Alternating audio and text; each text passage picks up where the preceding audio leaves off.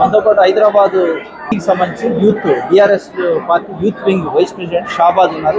వారిని అడిగి ఈరోజు కేసీఆర్ బర్త్డే కార్యక్రమం గురించి తెలుసుకున్నాం. Sir tell me how you participate birthday party of KCR sir? आज तेलंगाना भवन में 17 फरवरी को हमारे तेलंगाना महात्मा, तेलंगाना गांधी और तेलंगाना की 4 करोड़ आवाम के दिलों की धड़कन जनाब KCR साहब के बर्थडे के मौके पर पूरे तेलंगाना भवन में ही नहीं पूरे तेलंगाना में ऐसा माहौल है कि जैसा एक फेस्टिवल का जैसा एक माहौल है पूरे तेलंगाना में। लोग आज एक ईद की तरह, जैसे दिवाली में, जैसे दशहरे में, जैसे ईद में लोग जो है खुश होते हैं, उस तरीके से आज KCR साहब के लिए बर्थडे मना रहे हैं पूरे तेलंगाना में। आज पूरा तेलंगाना गुलाबी है, पूरा तेलंगाना पिंक है, इसलिए कि KCR साहब ही ऐसी शख्सियत है जिन्होंने तेलंगाना 14 साल 14 ईयर्स के स्ट्रगल के बाद, 14 साल की जिद्दोजहद के बाद तेलंगाना लाया।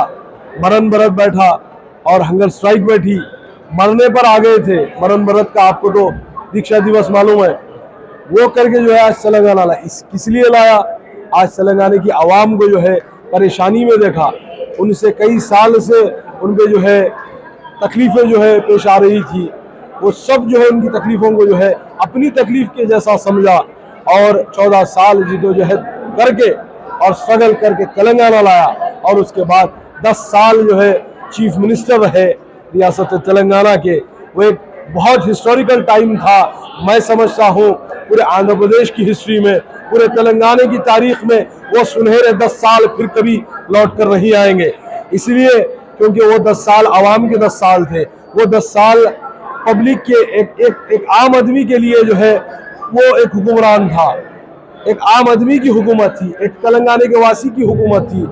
ये हुकूमत कोई दिल्ली में बैठे, दिल्ली से जो है कमांड करने वालों की हुकूमत नहीं थी, दिल्ली में बैठ के कंट्रोल करने वालों की हुकूमत नहीं थी, दिल्ली वालों की हुकूमत नहीं थी, समझे आप?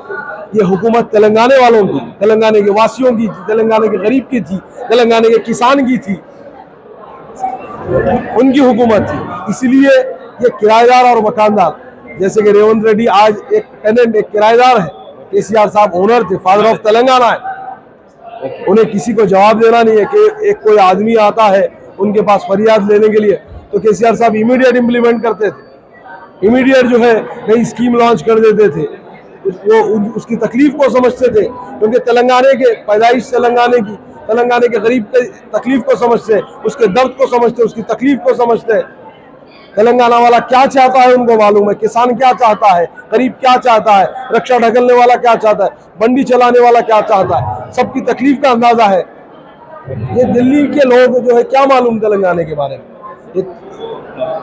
Yesterday, ex-minister Mallareddy told about BJP and BRS alliance likely to go to Lok Sabha elections. How you feel? BJP and Congress alliance? BRS. अरे साहब, ये कैसे हो सकता है? Your ex-minister told.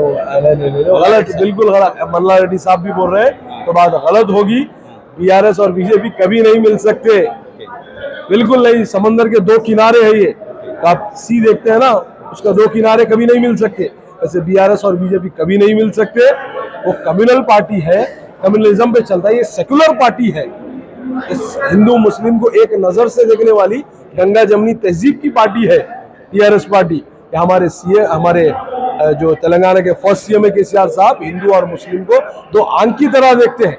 गंगा जमनी तहजीब पैदा यहीं पे हुई, पल रही है और बड़ी भी, और आगे भी यहीं चलेगी। और ऐसा बिल्कुल भी नहीं हो सकता इंशाअल्लाह। आप ये बात गलत है और ना कभी हुआ था ना होगा। Thank you.